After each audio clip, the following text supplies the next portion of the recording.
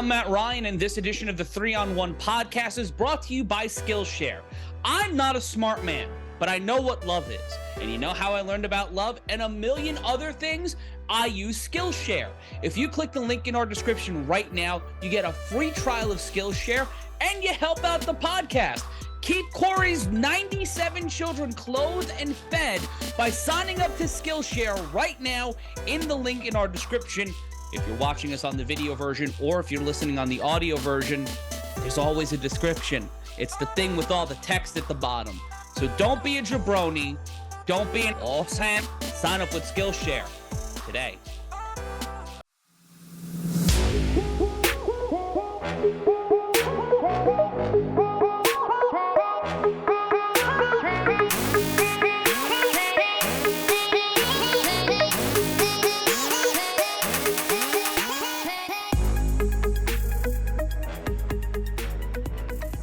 Time once again for the A7FL 3-on-1 podcast. How you doing, everybody?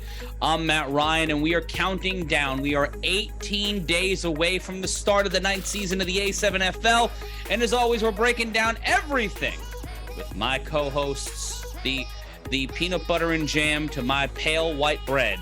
It is Big Rob Fabian and Cory Hammond, but we've got a guest this week on the show. So wait. Just to finish that, would that make me the jelly because I'm always bleeding, or anyway? Car crash. No. He's white bread. You're peanut butter because you're smooth and chunky all at the same time. But Big Mo Ramadan joining us here on the program. Another sure first ballot A7FL Hall of Famer, multiple-time champion with the Chiefs, the Patterson U. He has been everywhere and done everything in this league. Mo, that finally have you on the podcast. Like, we've been talking about having you were one of the first guests we talked about having on the podcast. We weren't able to have you for a while, but we've got you now. Mo, welcome to the show. And to everybody listening and everybody watching who is in the league, I apologize for the filth that is about to come from the three other people on this podcast. Do not send me emails. Do not send me text messages. Do not send me carrier pigeons with veiled threats. I know one of you in Cincinnati did it. I just can't figure out which one. But gentlemen, I'm kidding, by the way. That didn't happen. It was actually it was in a pigeon. Everybody, man. What's going on? I'm glad to finally be up here, bro. And I know for sure Big Rob got some shit that he wanted to touch on with me from a while ago and things like that. So I just want to say, man, I'm glad to be on the show. And man, I just want to let y'all know, man, I'm retired, so I'm all neutral, all fair game. So whatever the hell y'all want to talk about, ask this, that. Let's get into it, man. How's the retired life treating you, huh? You love it? I wish I retired on better terms. Just I lost the chip, and obviously the reason I had to retire right now, with things that right. Yeah, but right. I ain't gonna lie, man. Just looking forward to having some Sundays with my wife and my girls, man. You know what I'm saying? I feel it. And watching us yell at each other from the basement of the Asbury Park Stadium. Mo, yelling at a screen while next to each other. I don't think we're always yelling at each other. You're yelling maybe at Alex, but anyway. Oh, that poor man. That poor son of a bitch. Mo, you much like Rob and Cory are an institution in this league for everybody in the Northeast. You've been a part of the league back when it was town beef. He rang the damn bell at the stock market. You were a NASDAQ boy. I did. That's right. With Cheddar Media. Yeah. Oh shoot, I remember that. I was asked to represent the league, man. I was asked, just being Arab and Muslim, going to New York with Ryan and Shenner. That was just a little nerve-wracking, man. Not gonna lie, but yeah, man. Went over there, went to the stock market and shit, bro. It was pretty dope, man. I'll never be invited back there again. It's safe to say that. Well, either way, Mo, you are an institution in this league in the same way that Rob and Cory are. Your institutional memory on this league is second to none. It isn't like the Ryan DePaul category. Before we started the podcast tonight, we started a bit late recording, and we'll explain why, but Cory and Mo had a 45-minute conversation about basically everything past, present, and future in the A7FL. And it was just an interesting education on how this game is not only evolved, but just the rhythm and cadence of how different philosophies are in this league, and also just how tough Cory is. That was a big chunk of the conversation because that motherfucker won't go down. Nah, Cory's tough. I do go down. I get sacked all the time. It's just how quickly I get back up. Go ahead, Rob. It's been a while. Go ahead. Just say it. Pause, my boy. That was sick. That man said, I listen to what he said. I go down. I get sacks all the time. It's just about how quick I get up. Cory, you's a nasty mother. Of all the things I've ever said on this show, I think that is by far the most X-rated, the pausiest, and the thing that I might regret the most.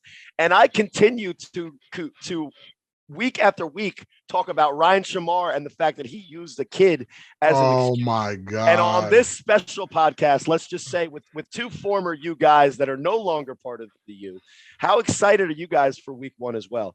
But let's get back to the more football conversation and stop making fun of me for maybe like 15 seconds until we get into the next topic. Okay. But yeah, because that's going to be hard to recover from. But after that horrible sentence, Mo, now that you're retired and we're talking about some of the things that, we were just talking about. And I think the biggest upset, Rob, is that in that 45 minutes conversation, it was probably close to 50-50. I wasn't even being that much of a talker yet. Mo could talk. I saved it for the pod.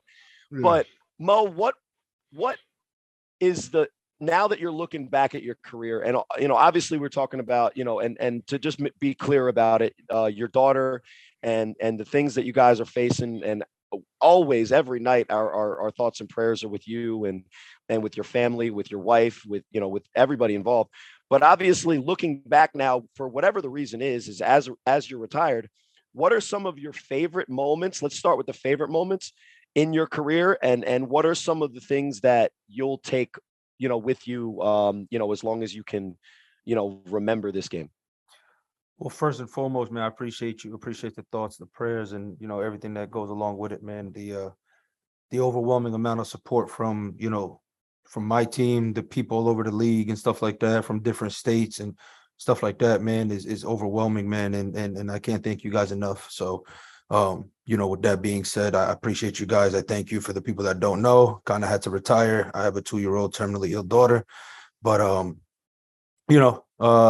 things happen. God works in mysterious ways, and, I got to do what I got to do as a father. So, but with that being said, let's talk some football, man. I'm, got some time to talk some ball, but, to answer your question, man, some of the favorite memories, obviously, winning the chips.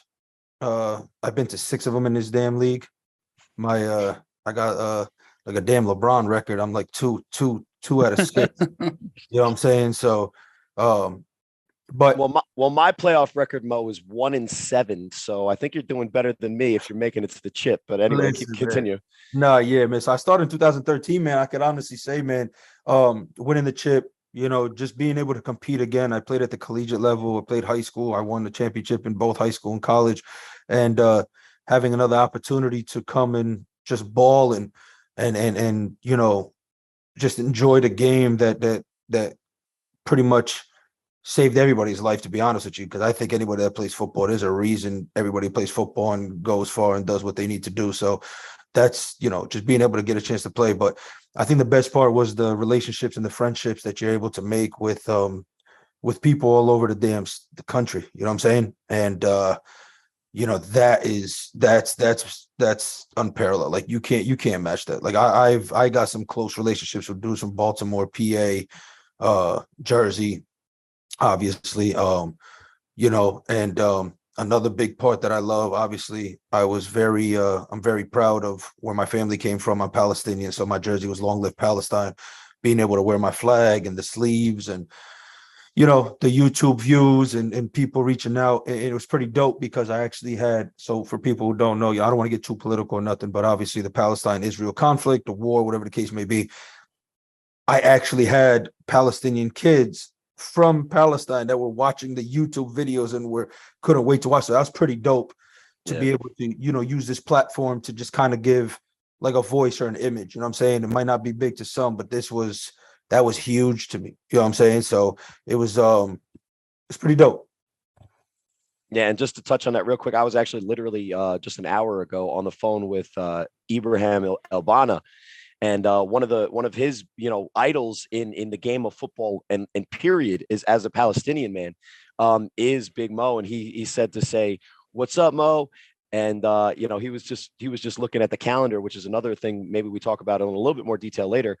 But since you brought up the heritage, is a lot of these spring seasons also coincide with the month of Ramadan, and for all of those that are a little bit, illiterate to the fact that there's other things that, in other cultures that we're used to, and some of the things that go into it. Just to be specific, you're going sun up, sundown, no intake of any solid, sustenance or liquid sustenance. And in those days, you're in the Asbury Park heat playing full contact, no pads football. And that's just one of the other things it's really amazing about your career and Abe's as well, since we mentioned him. But shout outs to that part of your story. And you mentioned one of the, I want to get into some of the things that we were talking about earlier, so just so we have it set up, and I think this is a good setup. You mentioned the chips as some of your favorite memories. One of the things that I think we wanted to make sure we touched on is maybe a conversation a little bit into maybe what's one of your worst times in this league, and what's one of the hardest things that you've had to deal with. And it's interesting, you said some of the best years were your chip years, but let's go into one of those chip years a little bit more specifically, since we talked about it earlier. Let's bring up a situation where a championship is something that everybody in this league is playing for, right? Right. Tell me a little bit about the season in question and what made that, maybe a polar opposite to some of those other championship runs. All right. So first, let me hit on the thing with Abe. Abe, that's my boy, another Palestinian brother, another Muslim brother. It's good to see some of us out there.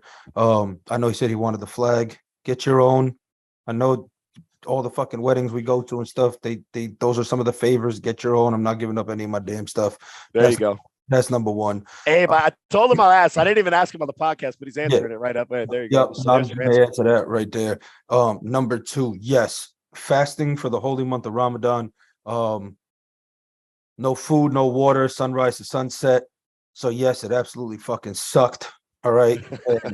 it was hard. It wasn't as easy as people fucking thought and stuff like that. And so all you bitch ass fucking linemen that thought, hey man, Mo ain't this, he's going out there and you're lucky I ain't have no food, no water, and I was still in chips, I was still in the playoffs, I was still busted. It's there. So yes, this is a different kind of Mo speaking right now because I'm retired, I'm neutral, and I really just don't care right now. So with that being said, but I try to stay true to who I am, my faith, my religion, and stuff like that. So that's that. Now, yes, I did say winning chips was definitely, part of my favorite memories in this league. And the year in question, the chip in question, the worst, I want to say the worst season or the worst time I think I've had. And I know this is going to be a surprise, man. Believe it or not, I wish Big Rob's camera didn't go off because I know he wanted to speak about it and hone in on it. But it was the year the Chiefs beat the Immortals and we went undefeated. It was our third straight chip. And that was the most miserable season I've had in this league and probably in my football career, to be honest with you. And now we're talking about 2015, right?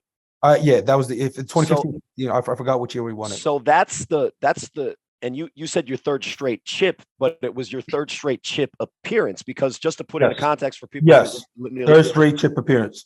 2014, you guys went there, had a very good season, and lost to the U, I believe, right? We got destroyed. Yeah, I was going to ask you what the score was, but you're already St. John Vianney. Yeah, oh man, Jesse Martinez tore his Achilles And then it was just like, all right, Patterson used defense against Alex Vargas, and without, our running back to kind of, just keep the balance. But we got smoked. I forgot. I think it was like 40-7. I don't remember what the hell it was. One of my best games personally, to be honest with you. They couldn't block me. Like, it was, one of my best memory. I open field tackled Moon in that game, and not a lot of 300+ pound people can say that. So yes, not Moon, that Moon, not that Moon. Moon. I played with you. I played against you, but I had to bring it up. And he actually got up, and he was, he said, I knew you were a baller when I went to the U. I knew you were a baller when you open field tackled me. In you know what I'm saying? And not a lot of people can open field tackle Moon one-on-one, especially being, 300 pounds plus. Mind you, I was deer in the headlights. I was like, please don't look stupid. Please don't look stupid.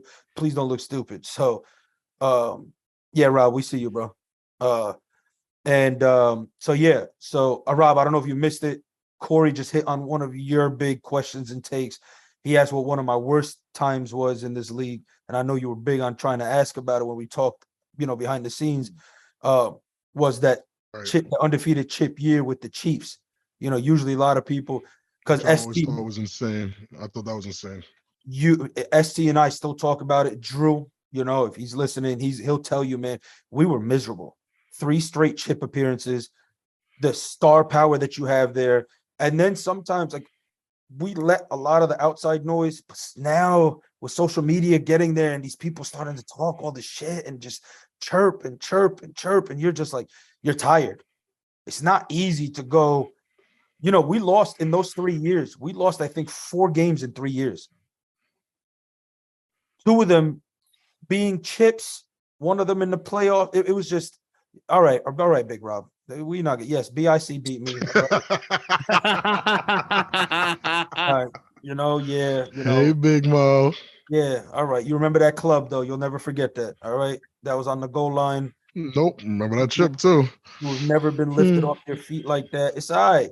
I got my back, bro. Against BIC too, so we good. Shit happens. Yeah, shit happens. Yeah, man. Don't get me started. Yeah, I'm throwing people under the bus too, bro. Fuck that. Vargas, we were up 28-7 or whatever it was, and we come out 3 straight turnovers in that damn game, by the way, against BIC in the second half. And it was just, you can't do nothing. CP was just running all over. It was just courage is anyway. So yeah, back to that undefeated chip. That was the most miserable I think I've been in this league, and one of the worst times of football I've had. And it sucked, man. Believe it or not, it was bad because the pressure of just having, oh shit, this is your 3rd straight chip. And now you're a polarizing figure in this league. The league is growing. People are watching. People are knowing who you are. And not only that, just the competitiveness. We had some guys, bro. Like, we had egos on that team. You know what I'm saying? It's not easy to ball with dudes like an Isaac, like a Big White, man, like ST, man. You know what I'm saying? Like, you got the so to go there and to be undefeated and to win that, people would think, oh shit, man, that's great, man. We would love to do that. What? We were miserable. Fighting on the sideline, fighting in between meetings, fighting in between.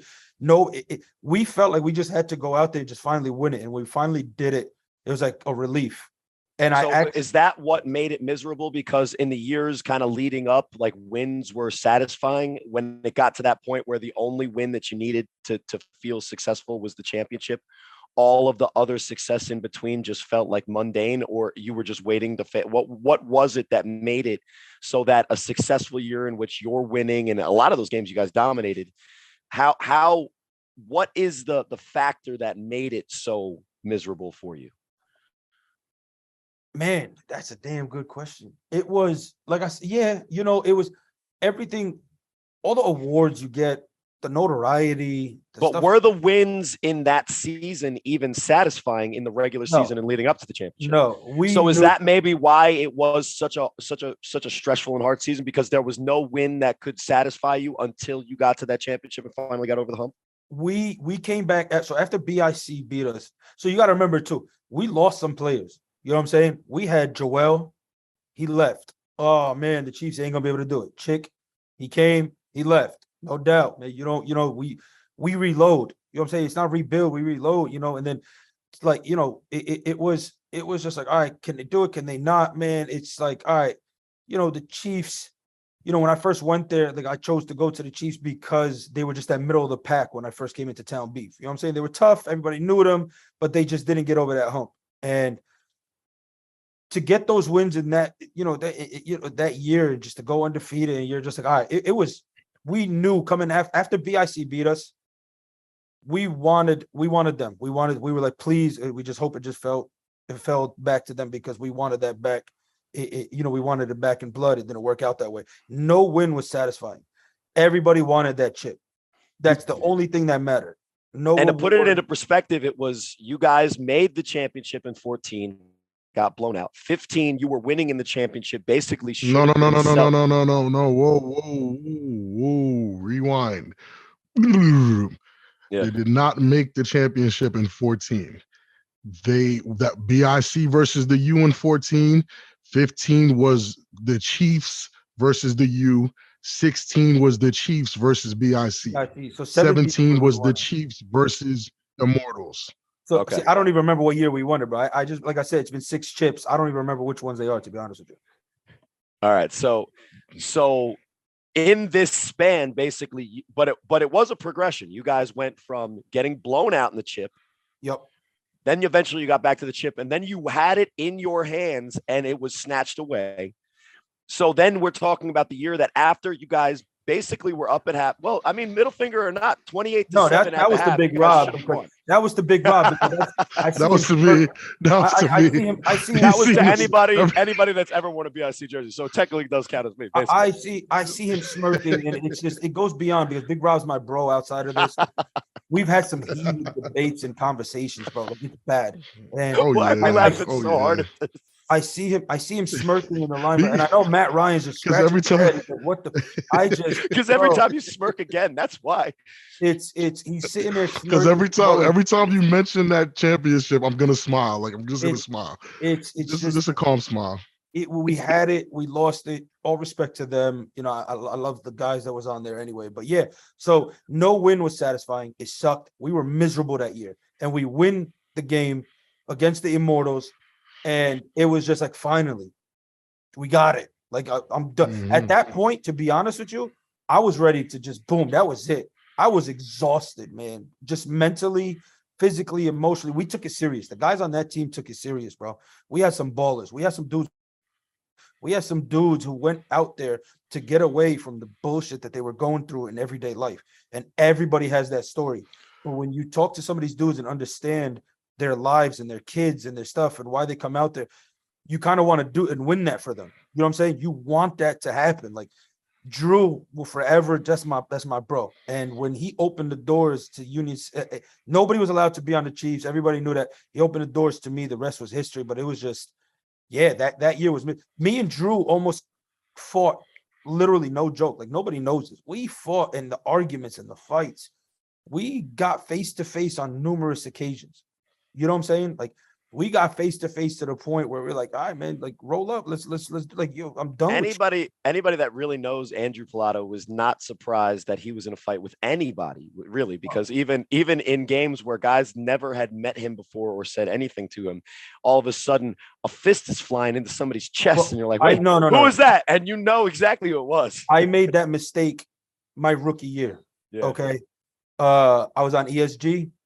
Before we had all this podcasts and stuff like that, I don't know if you guys remember, Peckin had this like talk show where you get to call in and talk smack. Peckin's Corner, the little radio pod thing. Yeah, you called in on the phone, right? And here I am, a little young Thundercat out of college, and I'm thinking like, this league is sweet, and I talked shit. Like, I came on the boards and I'm like, all right, man, I'm running rookie of the year. You guys can't block me. You guys all suck, blah, blah, blah. Just like all these other people come in and think this league is BS.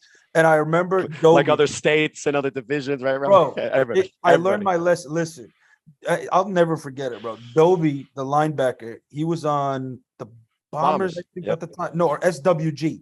He was on SWG. Oh, yeah, they had already combined. Yeah, you're right. It was Super S-Dub. So 2013, you're right. 2013 was your year. Okay. That was my rookie year too. So that was a pretty good rookie class. Bro, that was one of the best rookie classes. I don't care what nobody says. But Dobie goes on the boards and he's like, yo, you better watch how you're talking, man. I'm sitting there like, you got all of you, like, I don't care. He's like, bro, and Dobie, when you look at his Facebook profile, is just this pretty white boy, like with blue eyes. That's exactly what I said. I'm not gonna lie. What do you even say? Yeah, I'm not gonna lie to you. I'm sitting there looking at this dude. I'm like, all right, man, this pretty boy. And then I started watching film, and I was like, oh shit, this guy can rock. So fucking people up. It's always hard when they're handsome and violent. It's just like, come on, you can't be pretty and be good at football. Bro, it's just annoying as someone who is ugly and bad at football. But well, I'm mediocre at both. I just stay. And yeah, listen, I'm not even gonna say what I said prior to the show starting regarding Jess. God bless her. I don't know how, but anyway. So Rob, he also said some halal meat shit. Yeah, it was terrible. No, you should have been there. You shouldn't have been there, Rob. Anyway, so my first game ever against anybody in this league was ESG, Eastside Gravediggers, and it was against that Super SWG team. Now, I'm new to the league, so I thought this team was just this team. I didn't know nothing about no Bombers. I didn't know nothing about no SWG. So I'm now going against Pure Skills, ST, Moose Spit, Pure, what's his name? Pete Gunner, fucking big ass fullback. You sit there and you're just like, fuck. Bro, and you don't know. And then the Rivas brothers, the big ass offensive lineman. You got Big White, and it was like a 35-27. Fern was on there too. Fern. Oh, I remember I talked smack to Fern because we scrimmaged. SWG, for those that don't know anything about it, you can go watch the film. It was basically like the Monstars from the original Space Jam. So mind you, right? And I'm going in there, and Chris Johnson was the quarterback. I believe it was Chris Johnson. We go in there, and I'm playing against these dudes. We barely lose. I think it was like 35-27. We give them a game. I'm like, man, if this is the best team they got, this is me, my rookie year. This is the best team they got. I was like, man, we're going to be all right. Next week, we play the Chiefs. I get on this call. All right. And with the Peckin show, right? With the Peckin show. I get on this call, and the first thing I do is I call out Drew. I said, I hear about these guys being tough, dirty, this. And I'm like, yo, you guys can't block me. You guys can't fuck with me. Drew, you ain't shit. We beating you this, that, and the third. Come game day. All right. And Drew used to have this corny shit called slapyourself.com. He would always put that in the comment. Yeah, all right. So he got on the call and he was like, I don't know who this new guy, he's Cuban. So the Miami accent, I don't know, I don't know, man. I don't know who this guy is, man. He coming to slap yourself, dog. Come, you'll see Sunday. I'm like, all right. Line up, first play of the game. Moose Spit is reffing that game, by the way. Okay. We play on this turf field in Newark. We had to hop a fence, and I busted my ass hopping the fence because I play football. I don't fucking hop fence. I run through them. All right. Like, so that's that carpet. That's the episode field, title. Right? Yeah. That is, Matt. And fittingly, I was talking fences over it. Go ahead. So line up on defense. I line up right against Drew. First snap. He cocks back and just fucking jabs me right in the face. And I'm like, so this is what we on now? Yep. And he was like, yo, you got the wrong one. He goes, you better watch your mouth. I look at Moose Spit. I'm like, yo, Moose Spit, you don't see that? Moose Spit's words verbatim. Welcome to the league, Rook. He goes, learn when to talk and not to talk. I was like, all right, bet. Next play, line up. I jab Drew right in his shit. Cock back, just forget the play, bang. Drew looks at me. He was like, all right, you ain't no bitch. He shook my hand. I was like, all right, what is wrong with these dudes? This is crazy. We played a game. We played a game. What is wrong with these dudes? Bro, and somewhere Vegas division over, Derek Duncan is saying, I hope my players don't hear this, please. Bro, and again, now when the referee looked at me and he says, welcome to the league, Rook, I'm like, okay. There's clearly some kind of respect and continuity between these guys. So this ain't just no bullshit league. These guys really respect each other. You know what I'm saying? I mean, I don't know how much respect you really call it when you punch somebody in the face first play and then, whatever. So Drew respected me for that. And then after the game, he comes up to me and he's like, yo, because I had a pretty good game, you know what I'm saying? They couldn't block me either. Like I was rolling all over them and stuff like that, but they ended up winning. And then Drew comes up to me and he's like, look, I never opened the doors to anybody in Union City, but he goes, you might be the first person I do it for, so come talk to me at the end of the year. 2 games after that, I leave ESG because one of our teammates talked to another teammate. They started throwing up gang signs. One of them pulled out something from his trunk, and I was like, "Yo, you know, I'm here to play ball." But like, I ain't here for that. So then I left to the Gunners. Andrew Levine, fitting name. Yeah, right. There you go. I didn't imagine. Can you imagine? So I went to the Gunners. I put myself out there. I was like, look, man, I'm open to play anywhere anybody wants me. And not going to say the team names, but dudes hit me up and say, yo, we got a jersey for you. We'll pay you everything that you need to come rock for us. I decided to go join the Gunners because I didn't want to I didn't make a name for myself yet. I didn't do anything. So I was like, you know what? I can't just go to a great team. So I went to the Gunners. We had some success there. They ended up falling apart and stuff like that. So yeah, that's that was 2013. Mo, you touched on something that I think us as the veterans of the league, of future legends, future Hall of Famers, especially guys who've been to like plenty of championships. There's a fatigue about A7FL that you don't get anywhere else. And if, for reference, look at a guy like Huff, who has been on a dominant team for the better part of a decade, who left to go join the Animals to get a different look. Look at you, once the Chiefs fell apart, took a break, came back to the U. Same thing with me. Had a run with BIC. Once things started to slow down, went to the U, got a chip, retired. There's a fatigue that happens when you are, I can't say when you're at the lower levels because I wasn't there that long, but when you're mid to high tier in this league, there's this, I wouldn't even know what to call it, but there's this certain type of guys, listen to the timeline here. Big Mo is telling you you were on the Chiefs in 2014? Yep. After the Gunners folded, other teams that hit me up again. It was like, yo, come join, come do this. And then I made the decision. I was like, yo, I'm going to go to a team that's like right there, like in the middle, not the high. But at the time then, you had, S-Dub, you had Savage, you had BIC, and BIC was on the come up because BIC wasn't always there too. Like I was going back and diving into some history. Like it wasn't always, and there was mad teams back then. By the time 14 rolled around, 2014, BIC had been on the good side of 500. You know what I'm saying? Yeah, and about 2 seasons. 2012 we did well. 2013 we did well. 2014 was the breakout year. But again, listen to the way these years are stacking up. 2014 we went to the chip. Right, this is BIC, Big Rob from BIC. 2014 in the chip. 2015 lost to the chip. Lost to the Chiefs in the semifinals. Big game. Again, we're in the playoffs. We are deep in the playoffs. Yep. 2016 went to the chip. 2017 lost to the Immortals in a really weird, you can't find the footage game. You only see Cory getting hit and a touchdown thrown to CP. And how many yards did I pass a whole lot. I'm not gonna lie. We were talking about that. We were talking Cory about pre-show. Yeah. We were talking about Cory threw the hell out of that ball, but it was like 4 or 5. Cory went crazy, but the high level, who was blocking? Who was supposed to block for the taxation. Who was supposed to block for Cory? What do you mean? We were just talking about this pre-show, and he's saying it was you and who else? How did Gerald Bell get through to hit?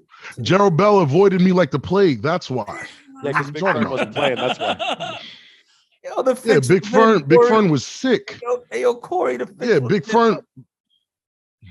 Big Fern's eye was swollen and red on the ride to the game, and no one understood why. So he gets there and he's on the sideline. I'm like, bro. He's like, yeah, nah. But, we don't know who Gerald Bell is at the time. So I'm blocking whoever I'm blocking.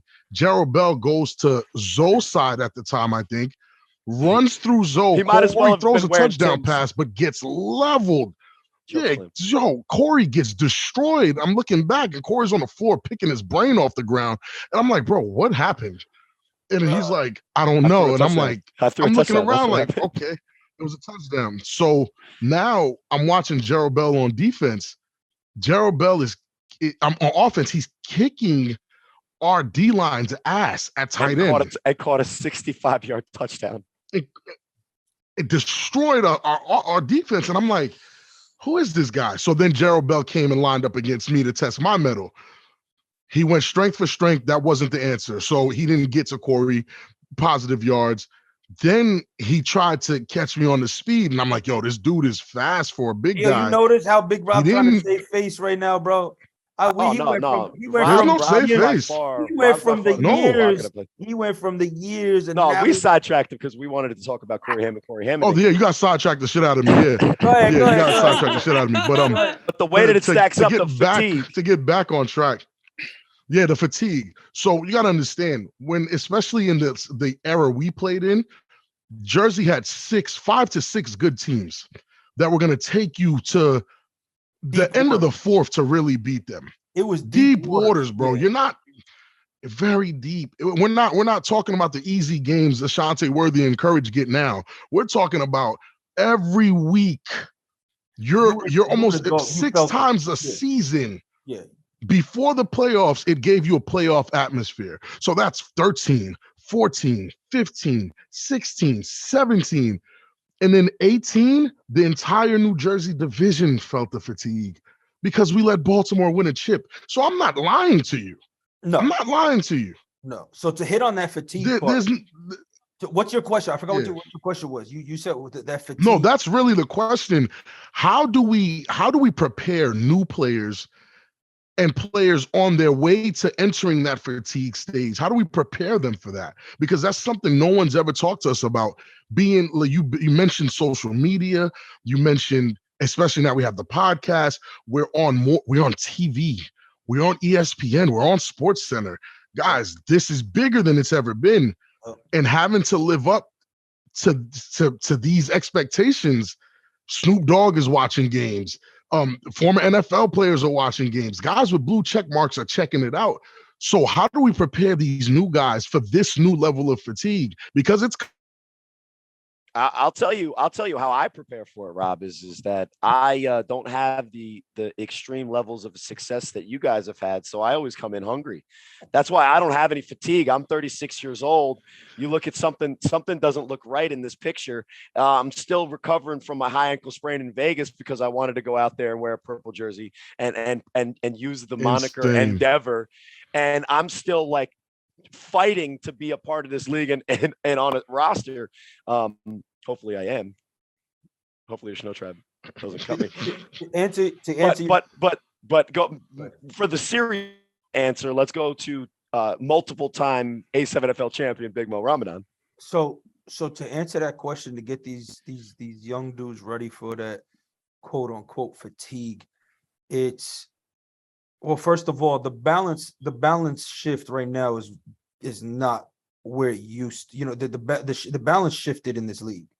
You know what I'm saying? With all the change and teams and the behind the scenes stuff that it takes to run a league and stuff like that. But to get guys ready for that fatigue, it's football, man. And people, if you're coming into this league to just BS, bro, and stuff like that, like if you really take it serious, bro, and you enjoy and you're competitive, because I want to say 90% of this league is really they're competitive. They want to play the game, but to get ready for that fatigue, man, that's just on them. And honestly, the leadership on your team, I really got to say, you need a balance of older guys, new guys, vets, obviously some things like that, because if you don't have people that went through it, they'll never be able to explain it. And like last year, the U lost the chip, all right?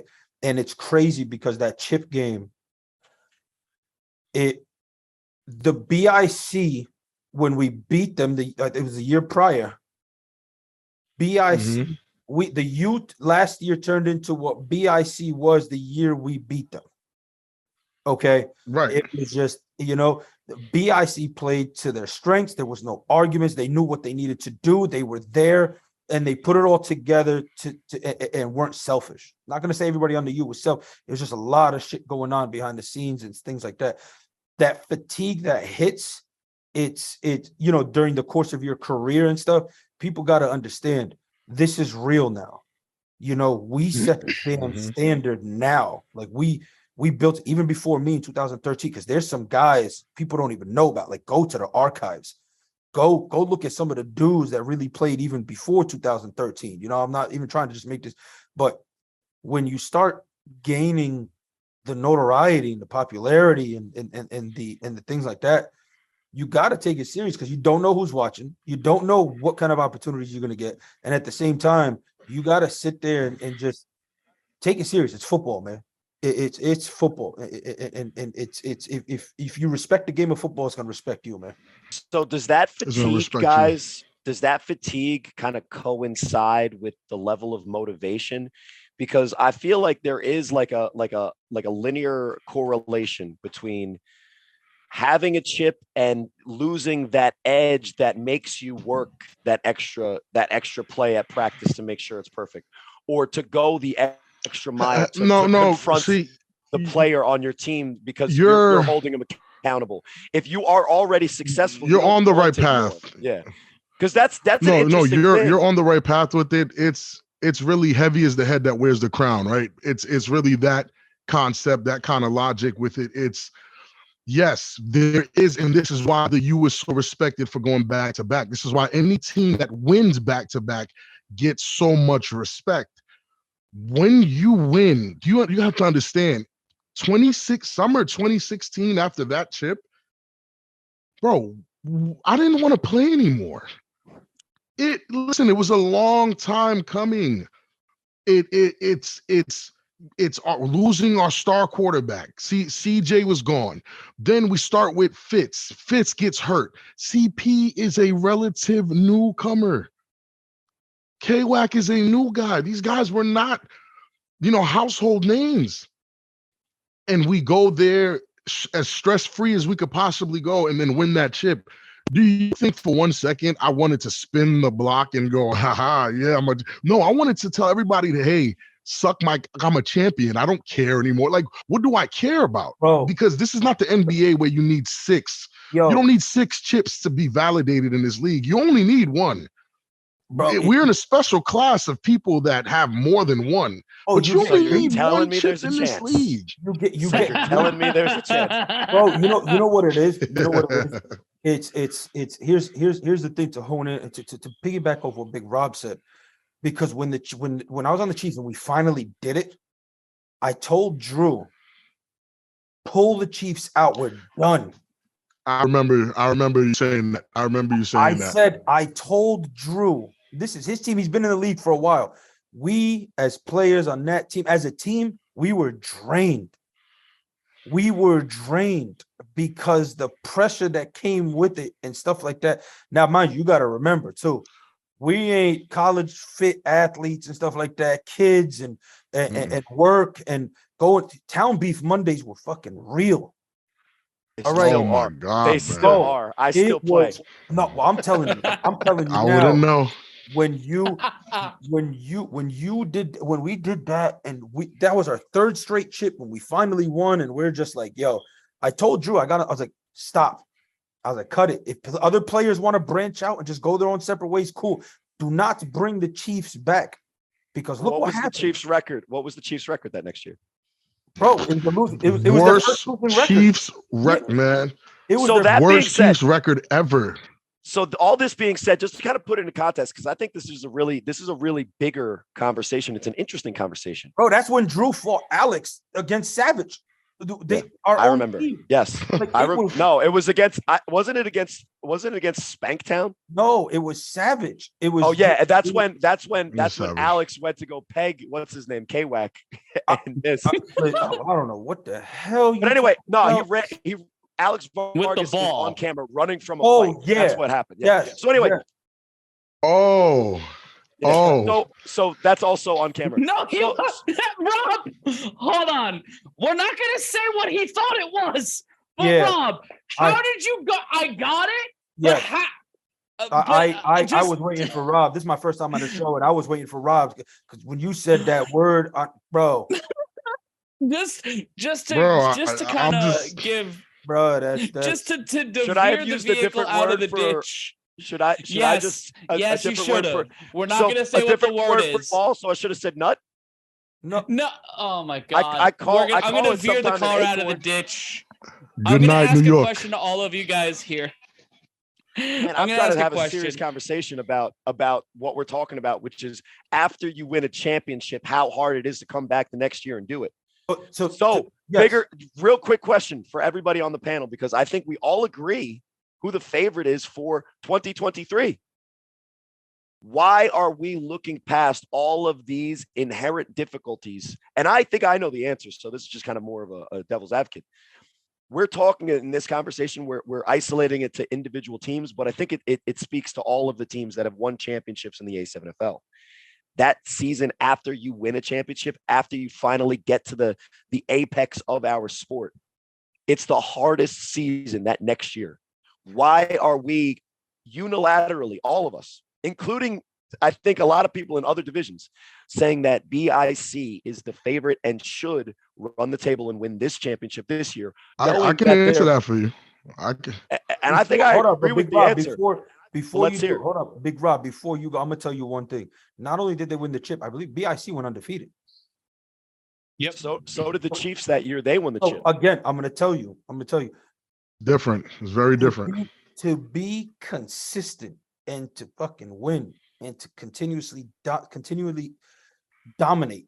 And when you win and you don't lose, I'm gonna tell you what the difference is. When that first bit of adversity comes and that first thing does not go your way, and that shit really you start looking, and now true colors start to come out. People's feelings, people's emotions. Oh, I told you it was this fucking, I told you, man, give me the rock. I told you, let me get more reps. I told you it was this. I told you it was that. When you have, I think Big Rob said it before, what the quote was, the heaviest, the crown, whatever it is that you said. Heavy is the head that wears the crown, yeah. When you have those dudes who can sit there and calm that down and keep that ego off, you might have a chance. Because I know the goal for BIC is not to go undefeated. It's not. When you do that, it's a luxury. No. Yeah, you kicked everybody's ass. I know BIC wants to go back and go back to back. And I know they want it to be against the U. They want it to be that. It's impossible. It's literally impossible. That's not going to happen now.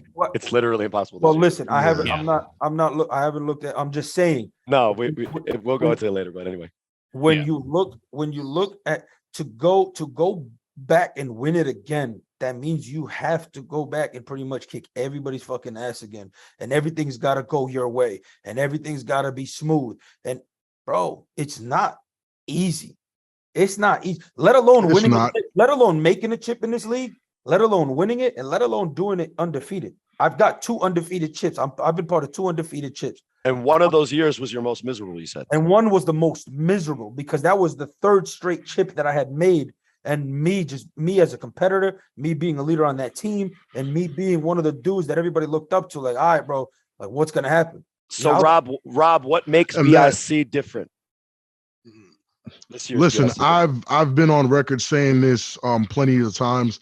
I believe in the A7FL exclusively. There is a thing with the number 3.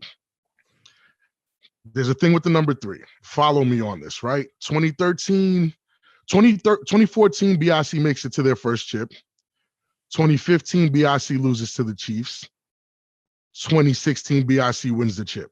You with me? That's three seasons. 2014, what did the Chiefs do 2014? What the hell did y'all do? 14? Yeah, what y'all doing 14? They got murdered by the U. 2015, the Chiefs make it to their first chip. 2016, they make it to the chip again and lose to BIC. 2017, they win their chip. Yep. Wait, I'm not done. 2017, the Chiefs beat who? The Immortals, right? Mm-hmm. Yes. The Immortals lose in 2017. The Immortals get in the Final Four in 2018. And 2019, they win the chip.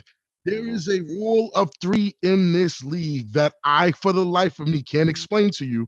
I'm not trying to get too deep into numerology or why that happens or what's going on, but I saw that as soon as 2020 hit, I saw it and noticed it. 2020, the U wins the chip. 2021, the U wins the chip. 2022, the U loses the chip. Every team has a 3-year dominant stretch. That is why I feel that BIC's stretch started in 2021 when they lost the chip. 2022, the year belongs to them. I know, and they did. They won. They won. They won the chip in 2022. The difference between BIC and other teams when it comes to this rule of 3 is those guys in 2021 were kids. They were grown men in 2022. Those same grown men are going to run it back for 2023 because they got guys like Kenny. They have guys like Carl. There's guys to check the egos. Now, what happens in 2024, and then things have to happen. Like teams have to emerge. Florida has to wake up. Florida has to emerge. If Florida does not emerge or Vegas doesn't wake up, then there's no threat to BIC, and BIC can run the table for 5 years. But if we find ourselves in 2024 looking at a Vegas team going, whoa, these guys look a little, or we see Florida, Mark Bagway brings his friends from Dade County, and these guys are like, that's the only way BIC can lose that crown. They have to be threatened, and because the league is spread so wide now. Remember, Jersey or maybe had 6 or 7 teams. Remember, Rob. Maybe it's not even a fatigue though. Here. They don't play enough. They don't play enough big games to be as fatigued as we were compared to where we were. Yeah, compared to where we were. Compared to where we were, we play. I want to be on record. What do we call it, Matt? Matt, we call it games of the week. Yep, the games of the week. The games BIC, the Chiefs, the Bombers, SWG, those guys played games of the week every week. Every week, almost. The U of these every week. BIC plays 1 or 2 games of the week a year. So it's like they won't be as tired. But because everything is stretched so thin, it might take a little longer. That's why I don't think BIC can get a 3rd championship, but I do think the second one is pretty much in the bag. Well, here's a question to that. And Mo, I know you wanted to be on record with something, but we'll kick to your point after I lay this question out and I'll let everybody think about it. To play off of Rob's idea of the rule of 3, that cadence makes sense because the first year of a team, like what we saw with the BIC in 2021, is figuring out where you fit in the league and where your pieces fall together. The second year, what we saw, they found the cohesion and they were able to reload. This year is how can they transition from being the hunter to the hunted, and how comfortable. And that the thing is, the BIC feel really comfortable being the villain, being the heel, being the team, and the U. And I got to give a lot of credit to Mo and you, Rob, and everybody who was on those U teams in 2019, 2020, 2021. You played bully ball, and it was physical and it was dominating, and that's how you won. And you won with the mind games too. BIC is all about mind games, but it's not with, I'm not saying I'm going to come to your game, I'm going to punch you in the fucking mouth, and I'm going to beat your ass over the field for 60 minutes. It's I am going to embarrass you. I am going to troll you. I am going to break you mentally. And then I'm going to use the 2 elite athletes that I know that anybody in this league cannot fuck with on offense. And then, we've got this young hitter on the outside, Verardi and Columbia. Like, they were able to beat you mentally, then physically. And I think that's going to be a problem this year, not just because of how good they are, but this is a rebuilding year for every New Jersey team but them. The DC Buzz and the Florida Nightcrawlers in the East are the three best options to see go forward, in my opinion, because those are the only three teams to where there's not a significant overhaul. The buzz, might be a few questions about who's in charge, but Mark Diggs is quarterback. They're going to have a lot of the same weapons. The BIC may have gotten better. There might be more varieties on that team, which is a scary thought. That's a frightening proposition. And then on top of that, and this is not, Mo is on the show, and I'm not saying it because he's on the show, but when you lose that kind of leadership on the sideline, and then you lose Moon, then you lose Huff.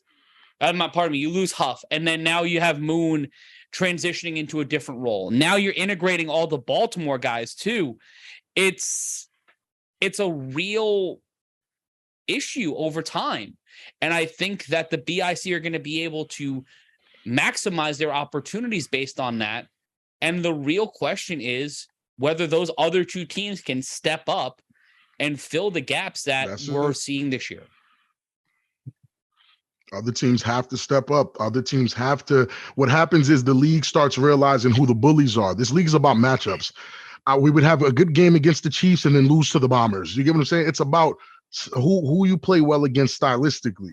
When the league is tired of seeing BIC win, certain players are going to step up to do certain things. And they'll at least give BIC a challenge where they're not just walking through people eventually. But it hasn't happened yet. It's maybe 2 seasons away.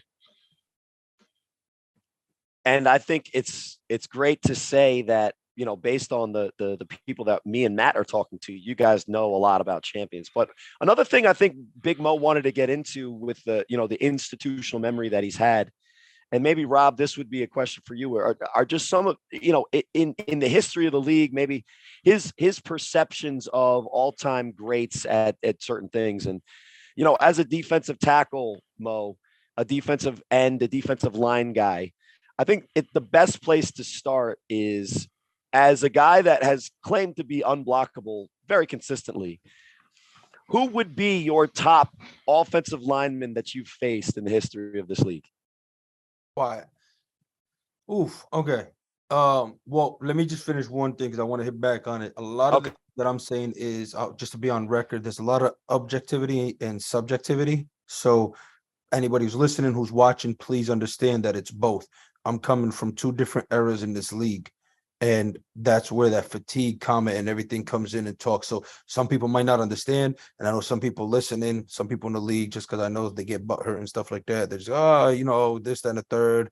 Hey, fuck him. He wasn't that good, whatever the case may be. But I just want to say there's a lot of objectivity and subjectivity and a little bit of in between. So I just want to make sure people do know that.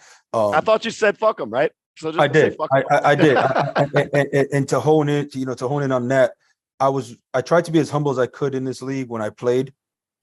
I tried to be, because there's sometimes I was an asshole. There's sometimes I was, extremely competitive. I embraced everybody that I fucking played against and played with, and I loved everybody. I mean it wholeheartedly now that I'm retired and stuff like that, because again, I respect the game of football. But with that being said, I never claimed to be unblockable.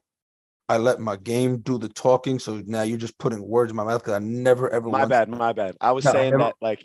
No, I get what you're saying. I was just saying though, I never came out and said that, but I will go on record to say this now. I do now. I'm done playing and stuff like that, and obviously with everything I got going on. So I do think I'm one of the best to come through this damn league defensively, and one of the best overall players pound for pound at my size to do what I did. Things of that nature. So I will say that with a non-humble moment, I do really believe I'm one of the best, if not the best, interior D lineman to play in this game. To answer your question, you asked who the best offensive lineman I played against? Yes, sir. Man, let me just get it out the way now because I know he's listening. He's gonna wait to smirk. Big Rob definitely got my respect. We've had battles, left and right. We've said some things to each other on the field that I don't think people want to know. And then after the game, we embrace each other. But Big Rob, and this is in no order because I'm not going to put you in a hot seat like that. Where it's not even a hot seat. It's one of those things where I would love to actually do that because there's some players that think they're up there, and then they're not. And then there's some players that don't get talked about, but Big Rob's definitely one of them. Fern is one of them. Michael Lee Bryan from PA, Juice from PA, Maurice Taylor out in Baltimore. Got to give him his respect. Forder was pretty good. Chris Forder, all right. As much as I couldn't stand him, Chris Forder was pretty good. You know what I'm saying? He knew his hand placement. That's what it was with him. He knew how to get his hand. His hands he knew how to use his hands and his balance. Drew, as much as I hated going against him, but he was really good. Again, now this is me. You're talking to a pure nose who was going to. It was no finesse moves or nothing. You're getting double team, triple teamed, and you just knew how people could use their skills, their weight, their placement, everything like that. Muggs is good. Got to give Muggs his flowers. I played actually against him in college and in A7, so he's good. But for the most part, those are the guys that really stand out. I'm pretty sure there might be one or two more, but those are the guys. You gave us a solid about 8 to 10. I think that's good. Yeah. Rob, who would you say are some of your top defensive tackle types of all time? Because I think it's not Mo's that many. right. I think Mo's right when you really isolate it, not to defensive ends, because there's more of those different styles of guys. Whether it was the true, no, ain't no damn defensive ends, bro. This league got small, fast people that's what I'm saying, and they try to run around big dudes, pure offensive linemen like Big Rob and all these other. Like that's to me, that's. You know what I'm saying? Like that's I could look. Yeah, that's the flag the end type of mentality it's not that Ole perfected. That's what makes this league great. Turn the corner. No, that's what makes this league great. I'm going to go back to Big Rob's question, but I want to hone in on it because a lot of people don't talk about that shit, bro. A lot of people don't talk about, hey, let's go put a corner or a DB or a snags or a CP on the outside, let him run around this fat ass, and then get this quarterback to do this, and then you run a loop on the inside with a linebacker, whatever it is. Like, duh. You ain't gonna expect Big Rob. I'm sorry, Big Rob, bro. You ain't gonna hip and dip on no damn cornerback coming off the edge. It ain't gonna happen, bro. What? I was doing that for seasons. I was doing that. I was literally doing that when y'all. Man, listen. I was doing that for seasons. If you're talking about right, hold on. If you're talking about right now, if you're talking about right, if you're talking about right, I'm talking about. Bro, they couldn't do nothing with me. No. Listen, shut up. Listen, if it would have worked, they would have did it. These kids suck. I was blocking guys like Ole and Stork and these guys who played the wide nine. Ole had balls to line up on the 5 technique instead of in a wide 9 and just run around you so you can't even touch them. Bro, they can't. That's what I'm saying. I don't know if are you familiar with my game? I am a Hall of Famer. Just making sure. The only dude in the league to throw your ass with one arm, dog. You didn't throw Mo. You didn't throw me. We can watch the film. Matter of fact, Mo, you should have waited to do the confrontational thing until he answered the question because he was probably going to say you now. But now we're going to go. I know where I stand with Big Rob. No. Because the question I gave him work. You got to understand. You got to understand the question, Mo. Blocking. You're not going to like what I'm about to say either. You asked about defensive tackles. There's not that many. We have to start there. There's not that many. The list is short. Yes. The list goes, huh? Yeah, pure defensive tackle. Yeah, the list is absurdly. Yeah, the list is absurdly short. And if we're being honest, it's much easier for a guy like me to block a defensive tackle than a wide 9 or a guy playing the 5 tech, really trying to be on my outside shoulder. That's not as fun for me, even though because of this league, I had to adjust and block that guy. Blocking a guy like Big Mo is a lot easier for me, regardless of what happens in them trenches between me and Big Mo. It's still easier. And he'll even tell you because the play he's talking about, Big Mo clubbed the dog shit out of me. But ask Big Mo what happened. We still scored. The reason why we still scored is because he, as a key player, was still locked up with me. He was still dealing with me.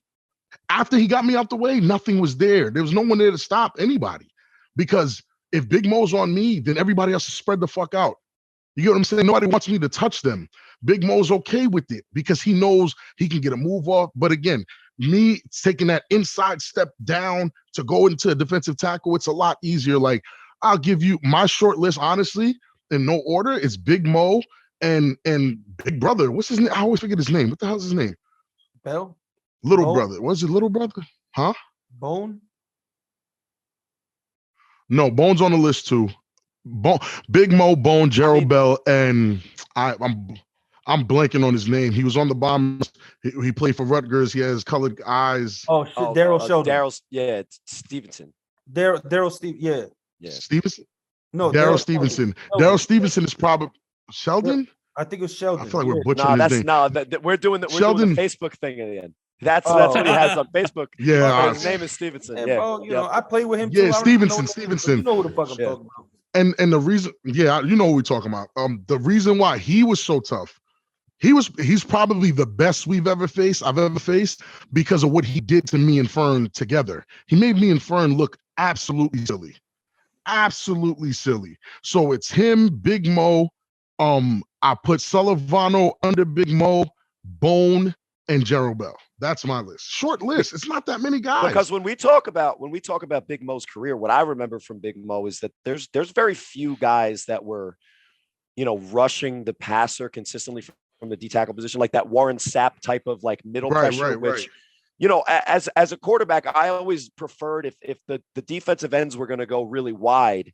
And I had good linemen, which only was the 2 years, Rob. And I had good linemen. If I could step up into the pocket, then I can still affect the play. But when that middle pressure comes at a guy like me, there's nothing I could do except for, like, you could see in that one highlight where I'm just like dipping, like trying to shoulder fake him. And then I pitched it out to the guy for the Purple City Warriors. That was a really good idea. Chris Igneri in 7-on-7. Let's run a true I form, which is almost as dumb as running a wishbone. But anyway, that's just another trip down memory lane. So, Rob, you would say that's your list. And what's awesome is that of one of the best linemen in our league, Rob, obviously, one of the best D linemen in our league, Big Mo, you guys both have each other on the list. And I think you guys are both two of the architects, especially of those trenches. Let me ask this of you guys, because you guys are like the kings of the trenches, basically, you know, especially on this podcast. How would you describe the early town beef as it compares to what I call kind of like the Steph Curry era of A7, where when we were trying to educate guys in the Vegas division on, like, you know, some of the history of this league, one of the videos that I posted was that Immortals U game from, I think, what was it? It was the return. So that was 2016, right? 2016, yeah. 16 or 15. I'm not sure. I think it was 16. And 15, in the game, 15. No. 15. 15 for sure. 15 for sure. 15. So because they stayed and watched the Chiefs beat our ass. I remember that. Well, that was the same situation where, right? Where maybe look at Big Mo's smirk now, Rob, as payback. No, listen, I already knew it was there. Boy, I said what I said. That was one of the best games I've ever been a part of, though. That was fun. And you should have lost that game, yes or no? I could have done that 1,000%. Would you, Mo? Would you have made the interception? You want to talk about fatigue? I didn't watch A7. I didn't watch that championship. I stayed away for at least 6 months after losing that game to the Chiefs in 2015. Bro, that hurts. I was in pain. That game was wild for two reasons. I remember that because I remember there was a play on the goal line. It was Fern, Big Rob, and then Debo. Kenny Stansbury. It was Kenny Stansbury. It was Debo ran the ball, and it was ice cream truck. Yeah. Yeah. Viewers at home know him as Ice Cream Truck because that was the A7 name. But before really the ice cream truck became famous as a viral thing. Donnell Hubbard, man. All right. I'll just put it in perspective. You keep going. But that game, it got personal, it got physical, it got beyond personal again, to the point where we lining up and I'm telling Big Rob in front, and I'm like, all right, motherfucker, let's do it. Now they both double team me. We get on the goal line. I stand them up, and then I see ice cream truck coming down, and we stopped them. We stopped them on the goal line. And then the next play, we destroy Fitz I'm talking about we got back there and we got it. We're just standing there putting the BIC fist up in his face and shit like that. That game was nuts. And then the last play, LJ's call, that call was one of the best calls. Like that was easy. Alex just tossed that thing up. Clark took a bad angle, bro. And Easy caught that ball. And we were like, no. See, and this is why I wish we can have a show, right? And Matt, I'm talking to you, Matthew. This is why I wish we could. Look at that. I know. This is. It's like it's your fault. No. This is me. This is me throwing shit in the air, right? Just if and when we can. There's a show where you sit down with two teams of a big game, right? Where Big Mo says Clark took a bad angle, but that's from his perspective. But what actually happened is he thought there was no way Easy got the ball. He said, okay, after the tip, listen, Ron thought after Abdul's tip, there's no way Easy's catching that pass. So he let up. He didn't take a bad angle. Ron's moniker in 2015 was kill everything that moves.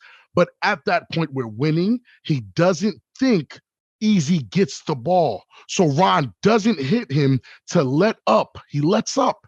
Easy tracks the ball. It's smart to not have the personal foul, right? On fourth down, high key it is.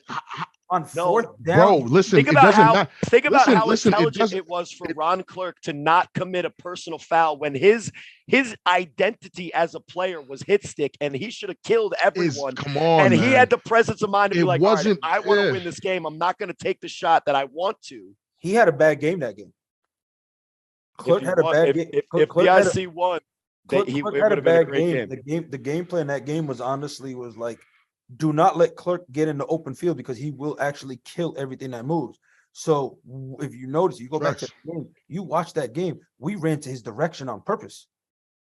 Because it was like, okay, if you could get hands on him and force him to come up instead of having that freeway lay hit, we weren't going to let fucking Easy get smacked by Clark or what? That'd be stupid. Clark was putting people out, lights out. Like, we were like, all right, instead of going away from him, attack him. Like, that was part of the game. But anyway, I hope Dr. DeLuigi's not listening to this episode. That game, this is Peyton the A7 in a very violent, very unsafe light. Remember, fans, this is very safe football. It's still violent. I don't care what nobody says. I don't care how anybody feels about it, anything of that nature. Football's still football. All right. Injuries are inevitable. Things are going to happen. I love this league because this is a tough guy league. Let's be honest. It is 100%. Like, if you're not going to go, you can still tear me. You get my fat ass on the field. I'll say that much. I probably will come out of retirement and fuck you up. Just for one play, one game. I will come out of retirement. Just so I can and just yell at you the way you fucking yell at everybody. Holy shit. Well, I'm not yelling. I'm yelling in celebration of y'all. It's not like I'm talking shit for 3 hours. It's not like it's my ass. Yeah, it's not like. But go ahead, Rob. You want to answer that question regarding the trenches and what Cory asked, or what's up? What did Cory ask? Cory says a lot. I'm not the culprit on tonight's episode. You want to repeat the question, Cory? Because I believe we're generally. He doesn't even. We're talking about no. I was talking about us being the trenches and what the difference was coming in from like Town Beef transitioning into A7, where if I'm correct, Cory, stop me. Okay. What's the difference between? I call this the Steph Curry era of the A7 versus like the '90s era Town Beef. Why do you call it that? Why do you call this era? Let's get some distinction here, right? Why do you call this era the Steph Curry era? Well, what Sterry Codrington kind of proved, I think, with it on a team with maybe the best, and we talked about this pre-show too, with maybe the best running back in the history of the A7FL when you look at his career accolades and how consistently he's done courage. So BIC looked at the math and they said, with 7 guys, if our quarterback, who runs like, we would probably say easily 4.4, likely closer to 4.2 than 4.4, somewhere in the middle. If our best option is a quarterback facing a defense that's spread out, covering the pass, slicing them up with 4.3 speed, and that running play is now a potential touchdown. Why are we going to go to a 5-man in the box for the offense, which the quarterback is taken out of the play unless you choice option, to run power run, when if we pass the ball every play, if we go for the 3-pointer like in Steph Curry in basketball, and we complete a percentage, let's say it's around 50% of passes of BIC, it's going to be the average yards per play is going to be 12 to 15 yards on those completed passes. And when the backup plan is a potential touchdown run from your quarterback, the offense is now in what I call the Steph Curry 3-point offense, where you're changing the math based on the analytics of the pass play has the higher potential for big chunks of positive yards in both the pass play and the run play, which is why, in essence, Corey Hammond is being phased out of the league. But what I'm saying is that back then, teams were constructed with big, strong offensive linemen, big, strong defensive lines, and running backs that were somewhere between 195 and 275 pounds. And the game was in the box. Andrew Pilato is going to punch Big Mo in the face, and the ref is going to say, "Welcome to the league." So that's where my distinction is, and why I use the Steph Curry reference. So you want to go first, Rob? I'm okay with the stuff. I'm okay with the Steph Curry reference. I just wanted to understand where you were looking at it, because I guess before 2014, we're talking town beef. So anything from 07 to 2013 was town beef. 14 to about 20 to 21 was, that 90s era A7, right? Maybe? I would say that once we kind of got to like 16, 17, we started to see the CP3-led teams, the Huff-led teams, the Ace Boogie-led teams, the teams that I want to say that started in 14, though. I want to say that started in 14. Yeah, I would agree with that. I would agree with that, Rob. 14, 15, 16, 17. Yeah, but 14, 15, 16, 17, 18, and 19. The last true trench warfare, bully, run the ball more often than pass the ball, and play hard, tough-nosed defense team to win the championship, in my opinion, was the Chiefs. And since then, we've gotten a different array of winners. All right, so I'll answer the question, because I don't know if Big Rob is just, I don't know if he's avoiding, I don't know if he doesn't watch. I'm just really trying to understand. I'm gonna tell you where it is. I'm gonna tell you where it is. It's the same thing as what's happening in the NFL, the transition to these read options and the moving and the game planning and things of that nature. Now, I will tell you this.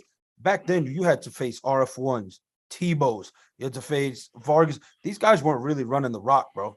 CJ, as much as people want to look at these guys, Corey Hammond, a lot of these guys didn't really want to run, bro. What? CJ wanted to run?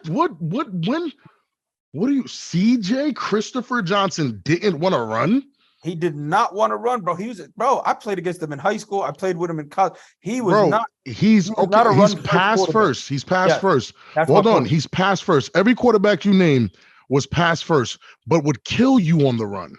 And I'm not denying that. He did mention me. Yeah, he did mention me. What I'm trying to say, except Corey Hammond. What I'm trying to say is now finally, because I'm a defensive minded dude. I study the game. I love the game. This, that, and the third. Finally, now these quarterbacks have finally been like, yo, we can make this happen. And now we can sit there like what Sterry does great. What he did, he sat there and put a courage at tight end. Do you know what that does to a defense? You got to now worry about what running back is he facing? Playing the tight end. You got to hone one of your best defenders, your skill players on him, and Courage could leak out, but Courage was a blocker. So Sterry, what you guys are talking about now with this new quarterback and these new running plays and these designed run plays for the quarterback, back then, yeah, it was pass first dudes. It was run the rock and line up behind your lineman and like, yo, we're gonna punch you in the mouth. Now dudes is sitting there. It's the same thing as like the NFL and stuff. Bro, you don't have the Tom Brady's, the Peyton Mannings, the Phillip Rivers, the Roethlisberger, whatever you want to call it, stand in the pocket and just throw the rock no more. Now it's, hey, I'm gonna spread the field, I'm gonna let guys run, and then I'm gonna take off. That's what I'm gonna be honest. I don't think we've ever had. Okay. This is not me saying these quarterbacks are not running, Big Rob. This is not saying no, understood. And that's why I want to be distinct in the eras that Corey's talking about, right? The pretty boy era, right? Which I want to say is 2020 to now, the pretty boy era. Who the hell are we talking about? We're only talking about Mark Bagway, Huff, Sterry Codrington, and who else? Well, you could talk about who Trey, else are we talking about? Who's now an insomniac. You could talk about the man that's known as Lex Luthor on the Kryptonite. There's some players who are able to do that, and I think it's, as Mo said, it's kind of endemic of the evolution of football. And we've seen A7FL style football has to speed run in the same way MMA has to speed run in catching up to its contemporaries. And I think the A7FL does a very good job amidst all the other competition out there in spring football to represent not only a new style of football with the innovations we have, the things that make the game safer and more logical for a 7-on-7 game, like the 3-on-1, but it also just showcases the evolution of the athlete and how there's more accessibility to weight training. There's more opportunities for athletes to play multiple positions. And I think the A7FL is kind of the perfect dynamic of the different styles of football, because we talk about it on the show all the time. The way teams in New Jersey play, as opposed to Baltimore, to Florida, Nevada, California, and we're going to see with Ohio too, there's different styles of football. There are different philosophies. New Jersey has this style of football on lock, but we're seeing other teams catch up. And that's kind of one of the questions I wanted to ask Mo in the time we have left, because it is late when we're recording this, and all of you have children, and I have Rob a dog. Came on an hour late. Well, it's not his fault. He had to play Coach Carter. He had to go Coach Carter on some people. Yeah, that's a coach. I do want to say one thing. Before we even get to that, I don't think the quarterbacks are as different as this is going to be a hot take, right? The quarterbacks aren't as different as you guys think they are. I think the running backs are worse. I think the offensive line is worse. Really think about what I'm saying here. Why would a quarterback have to run for his life right now? Because there's no lineman really blocking. While the defensive line is getting better, the running backs aren't going crazy right now. If I ask you who the top 2 running backs in this league are, you'll say Courage, and then we'll wait. Because nobody's sticking out as much as Courage sticks out. And then you'll go all the way to Vegas and tell me RTC, or whatever. What's his name? RTU. We were just praising him like 2 weeks ago on the show. You'll tell me Courage, and then you'll tell me RTC. Yeah, but back then we're talking about a litany of running backs on each team that had a solid running back that can take it. We don't have that anymore. So when you take away the running back, roster construction that I was talking about of what's going on, Big Rob. Yes, but that's not a quarterback difference. The quarterbacks are the same. No, they're not. Can I ask you a question? When was it a better passing league, now or back then? Now, it's easier to pass now. It's easier to pass now than it was, but you look up and down the list, and this may be nostalgia, but if you look up and down the list of the starters in Town Beef, and we're talking about guys like Nemeth, Tebow, RF1 were non-championship winning quarterbacks. Yeah, there's a lot of great guys who could throw the football. Tebow could throw the ball like 80 yards. Woog won it, and he wasn't a runner. Yes, but I'm saying Woog was one of those guys, and he was one of the guys that won a championship. I just named 3 guys that you would say. You think Woog? Hold up, Big Rob. You think Woog is a runner? Woog. Well, here's what I'm saying. I'm saying that no, you guys are not listening. The quarterbacks are exactly the same. There's no difference. They run sometimes, they pass sometimes. They're the same. The offensive line and the running backs suck. There is more designed quarterback runs now. Later, I think we're all right. I think that's the basic of this. I talked about roster construction, which means is what Rob's saying, that there isn't the offensive lineman to do the running trench style warfare. There's no running backs either. Right? And exactly, but a lot of that is if we put Ashanti Worthy at running back, he would be an elite level running back. He's playing wide receiver because that's the style. No. That Rob, to your point, not at the same level. How many elite? Well, my question is, how many elite running backs are there in all of pro football? In all of pro football right now, outside of Derrick Henry and maybe Saquon Barkley, how many people can Christian you say McCaffrey, it's a shorter list. As a pure running back, and McCaffrey is great, but he's also injury prone, so he wasn't at top of mind. Yeah. But Mo, I know if you've got an answer, give it to me. But the running back position has went from one of the most important, one of the most glamorous positions to something to where there's a high rate of there's a lot of churn there. A lot of guys in the NFL get the average time in the NFL is under 3 seasons now for a running back in the league. Mm-hmm. So it makes it very hard for any other level of football to have that elite level runner. Well, especially the youth levels where these guys are training to become that position. So guys are growing up now. The guys are growing up now and they want to play wide receiver because they want to be in a position where they can play 10 years, not 3. But anyway. Very true. But nothing that's being said is saying that the quarterback position is changing because Thomas Brady kicked ass for 2 decades. So the quarterback position, once again, is not changing. The offenses I'm not arguing about the offenses are changing, which makes you get the right quarterback to fit that new mold of offense that you're running. We just made it clear that Thomas Brady kicked ass for 2 decades, which means it couldn't have changed that much for him. What I'm saying that's changing, right? The running backs are changing. Let's agree on that. We all agree that the running backs are changing. For me, they're getting worse because we don't have the courage running back anymore. They don't exist. It's just courage. And then RTC on the other side of the coast. Because none of them exist anymore. Oh man, the play calling. You don't have the line. Go look at the offensive line. Go look at the offensive lines we were running in 2015. Guys were all 6 foot or bigger. BIC's offensive line is not even that big, and they're the best team in the league. Right. The offensive line is getting smaller. They got to keep up with Sterry and pulling out to the outside. They got to keep up with the Huffs to pull out to the outside and kick out. We're leaving. Since when have we ever back then left players unblocked?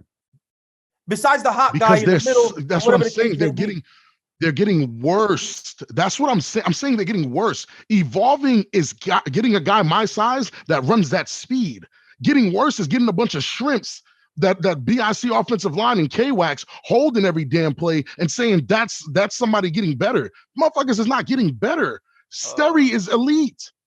I think we have to split the difference here because we're all on the same page, but we're all looking at it differently. Because Rob, when it comes to offensive line play, I'm not going to argue with you.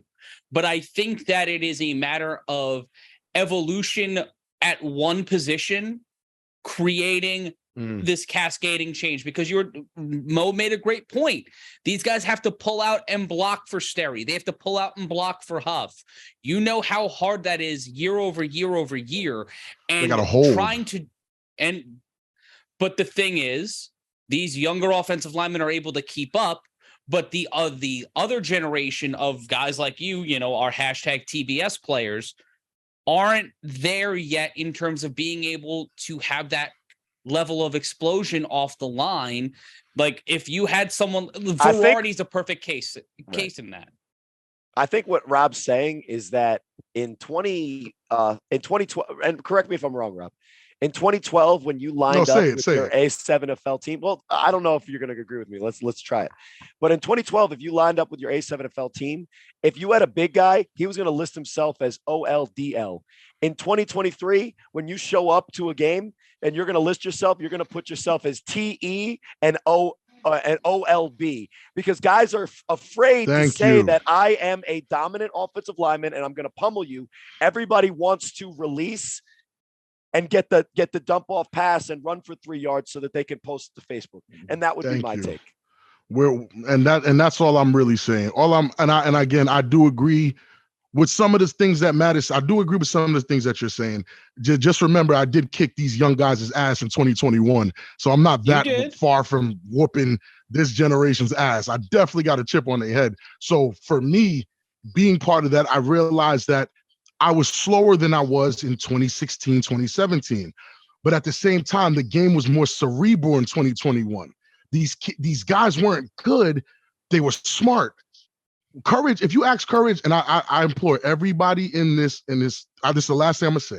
Everybody that's on the 3-on-1 podcast right now, message Courage and ask him how easy it has been in the last 2-3 years playing A7 versus how it was in our bread and butter years from 14 to 18. Let's say 14 to 18. Just ask Courage. I'm gonna tell you why though. That's gonna make my point.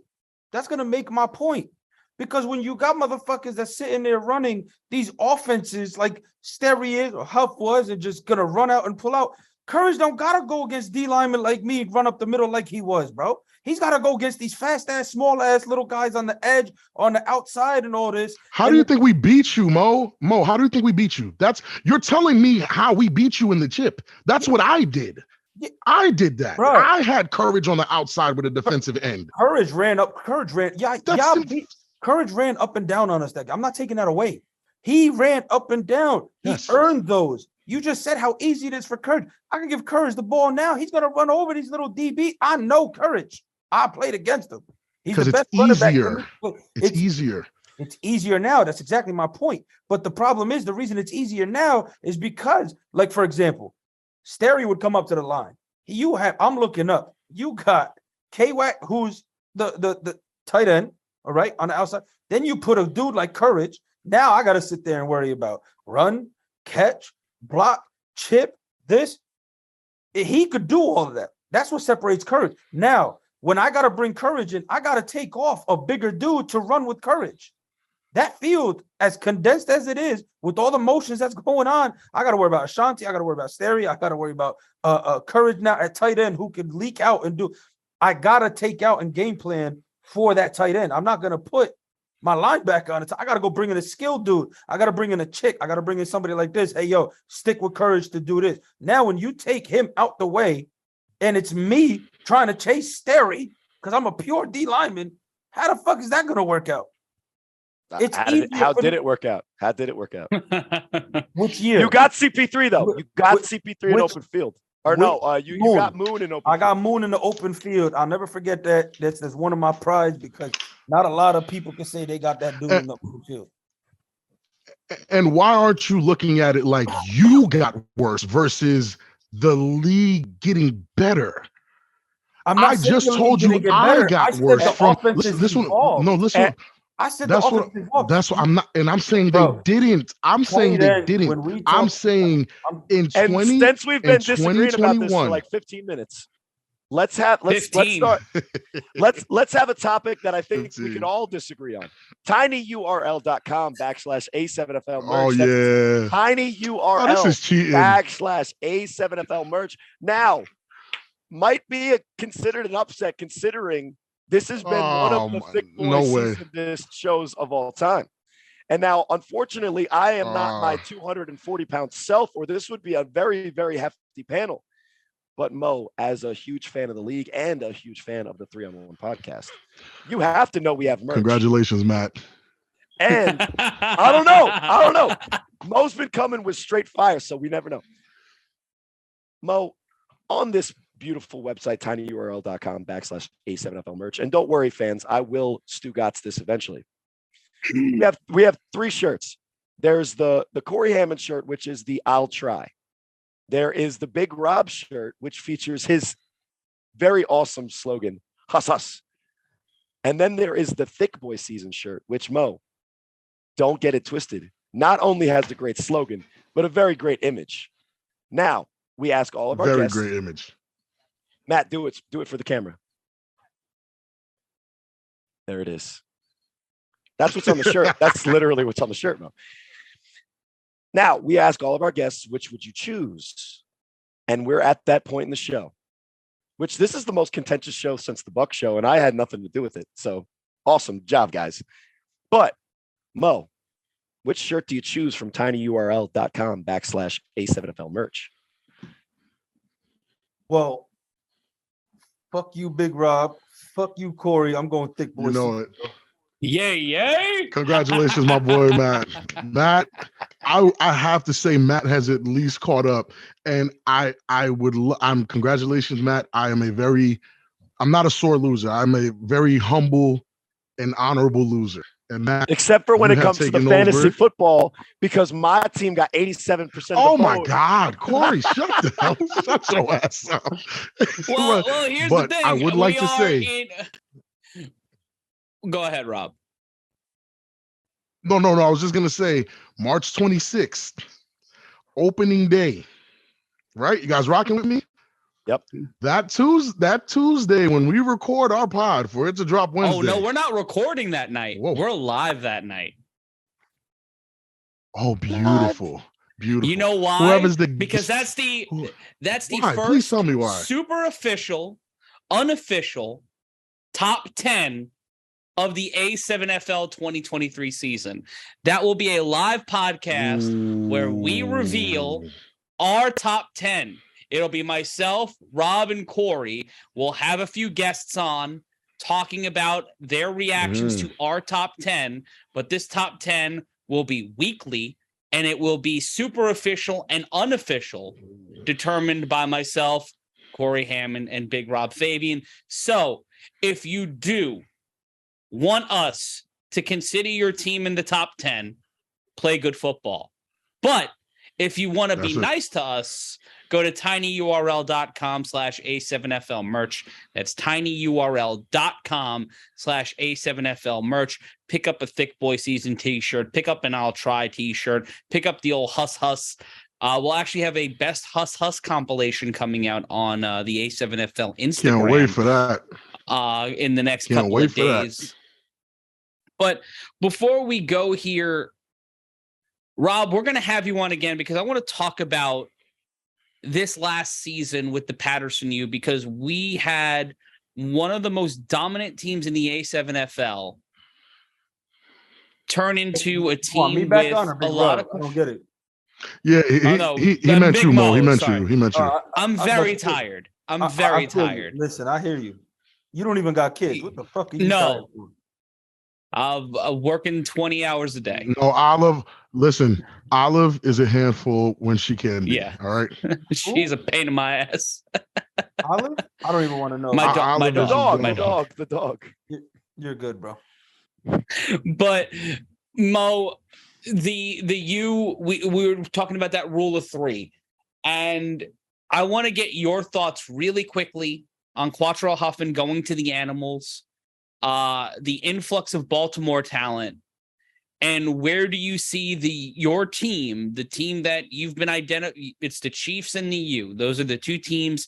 If we get a plaque one day and we put it in front of Ryan DePaul's house, the A7FL Hall of Fame, with his dad building the plaques, what do you make of this new look U and the guy that was the leader of your team to 4 straight championship appearances, in 3 of those 2 of those walking out with a chip, playing for a different team from the same town?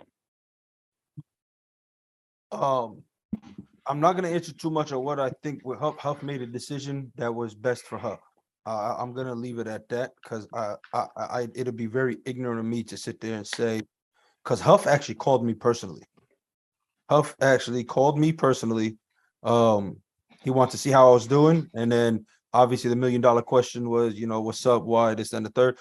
I'm not going to give away the whole answer, but Huff made a decision that was best for him, and that's Huff. He's a grown man. He wants to do that. That's on him. I will take away this: the U still has ballers. Now, I'm not tied to anybody anymore. Like I said, I'm retired and stuff like that. But the U still has ballers. The U still has experience. The U has people that have been there. The U still has Ryan Shamar. You know what I'm saying? He's a very high IQ person that can make things happen on the sideline. If there's anybody that could get a group of people together and make things happen, it is Ryan Shamar, aka Big Filthy, whatever people want to call it. He's very knowledgeable. He knows his shit. I would not discredit Moon. I would not discredit all these other players that are there, because they've been there. Do you know who's playing quarterback for the U? Just tune in. And Do you know what the rumors that are attached to them are? Because we do. Go ahead, tell me. OG Buck. How do you feel that he steps into those enormous shoes that Huff is leaving open for him to step into? Listen, Huff is great. Huff is one of the GOATs. Huff is one of the best. But for me to be Big Mo and true to myself, he's another player. He made a decision. Next man up. That's how I look at it. I'll never sit there and put anybody on a pedestal where it's like, oh my God, no. You got to do what you got to do. But now that you're out of the league and you can look at it from an outsider's perspective, let's just put the analyst hat on. How do you feel the new quarterback for the U in OG Buck is going to step into that role? And what do you see are either the differences or the similarities, or do you not see much of a difference? If it is OG Buck that's going to be starting, I think with Ryan Shamar's mind and the players that he got around him and the playmakers he got around him, I think OG Buck could make some magic happen as well. You know what I'm saying? I don't think OG Buck can throw as good as Huff. I will not say that because Huff could fucking throw. Huff did some shit that you sit there and you look at and you're like, how? I couldn't wait to get the fuck off defense so I could watch Huff because I'm a fan of actual players in this league. I'm on record to saying that shit. I am on record to actually enjoying watching guys play. You know what I'm saying? Even though sometimes I didn't like certain dudes, I respected them. And to watch these guys make the magic happen and shit like that, you got to respect a Huff. You got to respect the Sterry. You got to respect all these dudes that sit there and make things. John Gauze. But do you respect OG Buck in the same light? I respect anybody. I respect everybody that steps on that field. But to finish that question is, you're not going to get what you want. I know what you want, and I know you guys want. No, nothing. We don't want anything. I honestly want to hear what you're taking. I think OG. But listen, man, the playmakers he's got around him, bro. Listen, give any decent quarterback that and some time, and things will happen. You know what I'm saying? That's just me. OG Buck is an athlete. OG Buck can make shit happen. OG Buck is as tough as they come. I you know what I'm saying? Like we talked about that. I told you who my toughest guys in this league were, but and then to hit on the Baltimore, Snags coming over. Snags is just a whole different element. He's just the character, the personality. And you mentioned Snags, and he said that the U was going to win it all. Do you think with losing Huff, adding the pieces that they did, and obviously the talent that you've already confirmed is obviously still there, how far off is Snags, or do you think that the U can win it this year where last year they failed? I absolutely think the U could win it. The only team that could beat the U is the U, and that's what happened last year. So you don't think that the BIC is the favorite going in? You think it's the U? I didn't say that. BIC is 100% the favorite. If they come back with the same people and the stuff and the same camaraderie and the same leadership and shit like that, absolutely, I'll give BIC the favorite. So what you said is the only team that could beat the U is the U. So 100%. how does the U beat themselves or is BIC able to beat them even if the U give them their best shot? Just like any other team in this league, when you start when that little birdie starts coming in your head and you start pointing the fingers and you start discombobulating on the sideline and all that shit, and then now the egos start coming out because people are not used to losing because you started winning so damn much, and that panic starts to hit. Damn, it's just what's going to happen. When that happens on the sideline, I don't care how good you are, that you're going to lose. The only team that can beat the U is the U. Go ask BIC. The only team that can beat BIC. I just made that comparison earlier. The U this past season was what BIC was the season before. That sideline was in shambles on that sideline, bro. Whether they wanted to admit it or not. Well, Big Rob, am I right or wrong? BIC's sideline? Yeah, remember the year when we beat BIC in the chip, that sideline started going off. It's like this, but the only team that could beat the U is the U. Last year, the U on the sideline, we were in each other's face. Everybody was pissed. Everybody was this. That's what happens. But do I think the U can win? Absolutely. Why? What? If you look on paper, they got a roster. But and you look on paper, that BIC's got a roster too. And I'm not denying that they are the favorite. Who wins that game when they play in the revenge game for the U, and probably the toughest test for BIC in their regular season? I can't say who's going to win. The game got to be played. It's the analyst role, buddy. That's the analyst role, buddy. If you're gonna ask, I just told you, and I agree with you that the favorite was BIC to win it all. If you're gonna ask me, I got to see what the games look like and what these teams look like. I can't sit there and say nothing if I don't see nothing. Anybody could say anything on paper. And that's what we do here on the 3-on-1, and maybe that's the best way to wrap it up. I think you're right. Thank you, Big Mo Ramadan, for joining us here on the pod. He will be a frequent guest, as frequent as he and Rob can yell at each other. Next time we have Big Mo on, me and Cory might actually start our book club. It will probably end up being fried green tomatoes. I'm not sure. It'll be a Song of Ice and Fire, and you'll really learn about the prince that was promised. And I will get. I don't want to read 900 pages of dragon shit. Good Lord! But not shout just out the to dragon shit. Don't knock the dragon shit, bro. Do not knock the dragon. Tell him, Mo. Keep the dragon shit. I can't. I don't have the time. I don't have the I'm with you, Matt. I'm with you, Matt. It's nothing against it. I just don't have the attention span for it. Does anybody care about incest when it's Emilia Clarke, Daenerys Targaryen? Yes. Let's be honest. Yes. Yes, they Matt, do. Matt, and the show, Matt. Cory's losing it. Thank you so much, Big Mo Ramadan. Thank you guys for joining having us me here. Thank you guys for having me. I appreciate you guys, bro. I love you guys. I love the league. Good luck to everybody, man. And you know what I'm saying? I appreciate the thoughts and prayers for my daughter and everything that, you know, my family's going through. But again, man, y'all keep doing what y'all doing with this 3-on-1. You know what I'm saying? I don't know what the future holds. I don't know if I become on a panel. I don't know if I come back and play. I don't know what's going to happen. But I do want to say, man, I do love you guys, man. I appreciate you all. And good luck to everybody. And yeah, man, I appreciate you guys. Appreciate you, boss. He's got a seat at our table anytime. Next week, we'll be 2 weeks away from the start of the 9th season of the A7FL, and that means we're going to dig a little deep. We're going to try to get under the dermis a little bit and start counting things down. We've got Cory and his busted finger. You already know what he's going to be doing on March 26th. We want you to be a part of the conversation. So head on over to A7FL.tv, bookmark A7FL.com, get caught up at A7FL.tv with some of the best games of the 2022 season. A lot of news in the background about where you might be able to see us this season aside from A7FL.tv. So please like, comment, and subscribe to this YouTube channel, to the podcast, to wherever you get your A7FL content. And also support our sponsor, Skillshare. Head down to the link in the description below and sign up for a free trial today. Every free trial you guys sign up for directly impacts the podcast, directly helps out me, Rob, and Cory. And as we said before, Cory's got 9,000 kids. We got to keep them fed and clothed somehow. So sign up to Skillshare. It's free. God bless. And it's a free trial. I don't know how. Yeah, get some skills.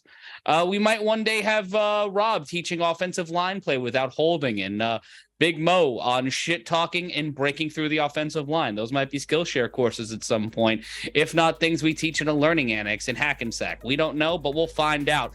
But for Big Mo Ramadan, for Cory Hammond, and for Big Rob Fabian, I'm Matt Ryan saying, as always, don't be an asshole. I'll try.